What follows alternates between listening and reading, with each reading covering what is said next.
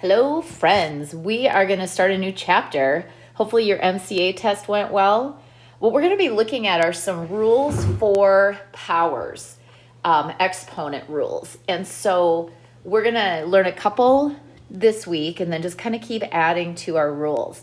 So, when you guys have seen powers in the past, the power is this little exponent up in the top here. And what that tells you is how many times that base, which is this part down here, how many times is that base getting repeated? So the power tells you how many repetitions of the base you have. So knowing that, a squared is going to turn into a times a. A cubed is going to turn into a times a times a. So if you look at this grouping now and you multiply all of them together, you have a series of 1, 2, 3, 4, 5 a's, which would be represented as a to the fifth power. But rather than having to write this out every time, we can start to learn a rule, which is, hey, when we are doing this multiplying two things that have the same base, we're just going to be adding the powers. So this 2 plus 3 would have turned into that 5 without having to write it all out. So this is kind of the math language for that. It says the product, meaning multiplication, of powers property. So let a be a real number and let m and n be positive integers. Integers are going to be like 0, 1, 2, technically negatives as well, but we aren't going to get into that right now. So to multiply powers having the same base, you actually add the exponents. So here is the rule. Whoopsies. Here is the rule in kind of math language form. That if you have a to some power m times a to some power n, your answer will be a to the sum, meaning add them together, of the powers. So the base itself doesn't change because, for example, in this example, 5 to the 6th and 5 to the 3rd would result in 5 to the 9. It doesn't turn into 25 because here you have 1, 2, 3, 4, 5, 6 fives, and then 1, 2, 3 more from here. So in total, you have 9 fives. The base itself does not change. So basically what you're going to do in this situation is you keep the same base and you add the powers. So as we go through more rules, you'll have to decide what rule is this. But for right now, these are all the same format. We have the same base raised to powers, and so we're going to keep the same base and we're going to add our powers. So my answer would be 7 to the 8th. Now, one thing that does get tricky is this example has a 9 without a power written, but that means that it's to the first power. So sometimes I write them in so I don't forget, and then when I go to get my answer, I have to remember there's a 1 plus 8 plus 2.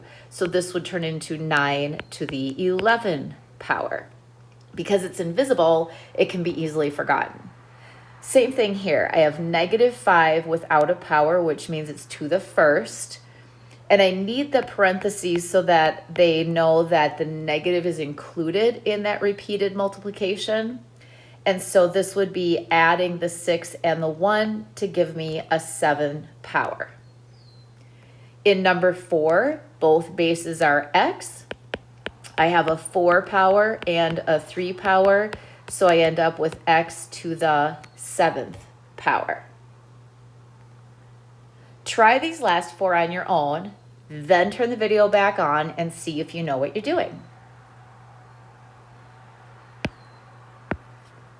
All right, so here you have a base of 3, a power of 2, plus another 7, and you'd end up with 3 to the 9th, because you're basically saying this would be 2 3s, this would be 7 3s, so altogether I have 9 3s.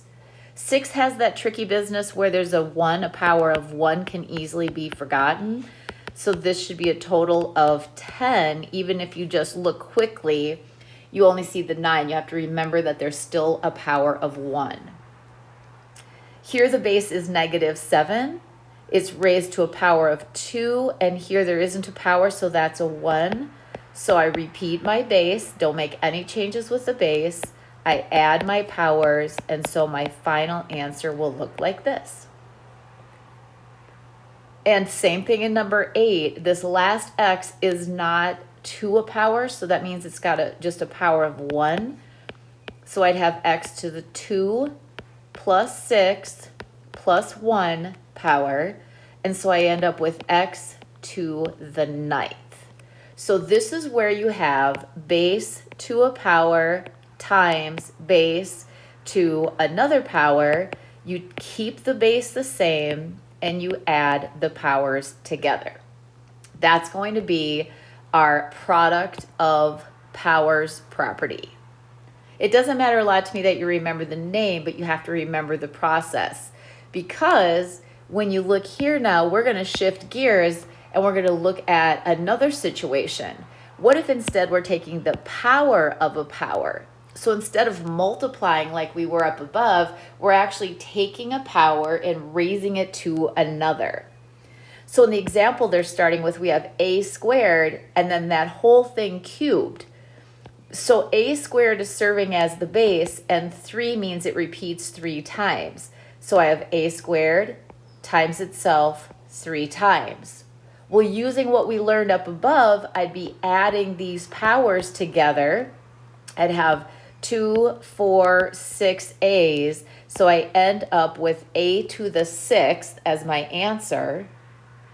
But instead of having to write all this crazy business out, I want to be able to learn to say, hey, in this situation, what I did with the powers was multiply them rather than add them.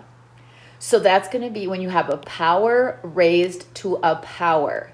You're going to be taking the base, keeping it the same, but multiplying the powers. So in the example they have in the box, I have 3 and then to the 4 raised to the 2nd. So the 4 times 2 becomes 3 to the 8th. So here you're going to notice our problems before had these multiplication signs in them, and we were multiplying things by one another. That's not going to be the case. They're not a product anymore. We just have a thing that's raised to a power, raised to another power. And that you can see they're separated by the parentheses or the brackets or some kind of grouping symbol.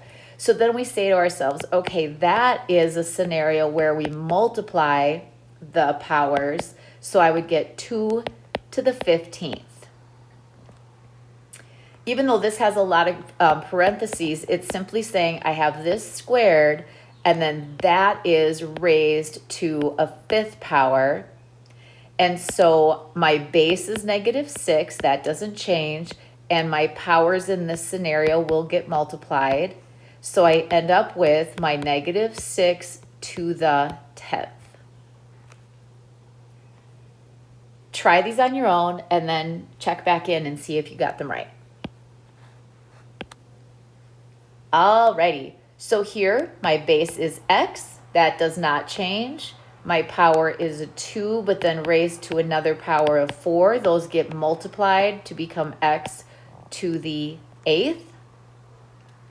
And here, this has a base of n.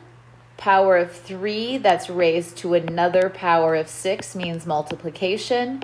So n to the 18. So there's 2 rules that you've learned, and you want to make sure you kind of keep them straight. This requires a product, so the base will be visible more than one time. Like here I saw my 7 to the 3rd times 7 to the 5th.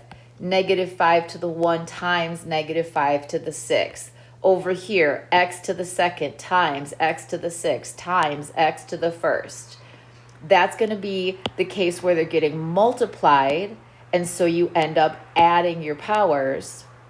In our second rule, you just have the base written one time. So the base was only written one time, raised to a power that was then raised to another power.